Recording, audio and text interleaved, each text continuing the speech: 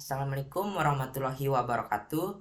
Perkenalkan, nama saya Muhammad Fuad Aslam. Di sini saya akan menyampaikan atau memaparkan materi dari pertemuan pertama hingga pertemuan kelima. Nah, di pertemuan pertama itu kita mempelajari tentang analisis dan perancangan sistem. Nah, di mana kita akan mengetahui tentang definisi sistem, syarat-syarat sistem, karakteristik sistem, klasifikasi sistem, dan yang terakhir itu ada metode sistem itu sendiri. Nah, yang pertama itu ada definisi sistem.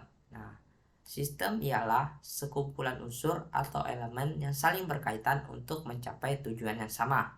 Nah, kita lanjut ke karakteristik sistem. Karakteristik sistem itu sendiri memiliki 7 poin. Yang pertama itu batasan boundary atau gambaran suatu unsur yang termasuk di dalam atau di luar suatu sistem itu sendiri. Nah, yang kedua itu ada lingkungan atau environment. Nah, segala sesuatu di luar dari sistem. Nah, yang ketiga itu ada masukan atau input. Yang keempat itu ada keluaran atau output. Yang kelima itu ada komponen, di mana proses suatu sistem yang mengubah input menjadi output.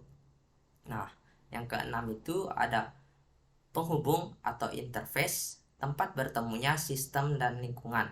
Nah, yang terakhir itu ada penyimpanan atau storage, di mana tempat menyimpan data atau informasi.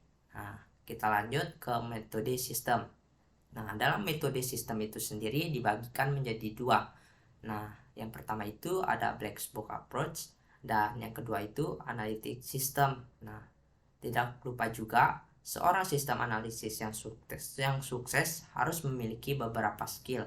Yang pertama keahlian analisa, yang kedua itu keahlian teknis, dan yang ketiga itu keahlian manajerial. Nah, kita lanjut ke pertemuan kedua.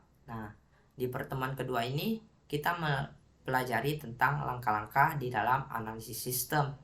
Yang pertama, kita harus bisa mengidentifikasi masalah seperti menentukan boundary, menentukan environment, input, proses, output, interface, dan storage. Nah, yang kedua, kita harus bisa memahami kerja dari sistem. Nah, yang ketiga, kita harus bisa menganalisis sistem itu. Nah, di menganalisis sistem itu sendiri, kita harus bisa mengetahui masalah apa yang kita temui. Nah, dan yang terakhir, kita membuat laporan hasil dari analisis. Nah, kita lanjut ke pertemuan ketiga. Nah, di pertemuan ketiga itu kita memiliki satu judul kasus, project, dan membuat 4 langkah analisis sistem. Di sini saya memilih satu judul kasus tentang Men 1 Sumbawa. Nah, untuk pertemuan keempat, di sini kita mempelajari tentang definisi perancangan. Nah, di definisi perancangan itu sendiri ialah tahap di mana proses persiapan untuk rancang bangun implementasi. Nah, tujuan perancangan itu ialah untuk memenuhi kebutuhan kepada pemakai sistem. Nah, ada dua jenis perancangan. Yang pertama itu ada perancangan terstruktur, yang kedua itu ada perancangan berorientasi objek. Nah, dan di pertemuan keempat itu kita juga mempelajari tentang tahapan perancangan. Nah, di tahapan perancangan itu sendiri ada 2 poin. Nah, yang pertama secara umum dan secara terperinci. Nah, untuk tahapan secara umum itu dilakukan setelah tahapan analisis. Nah, yang setelah disetujui oleh manajemen.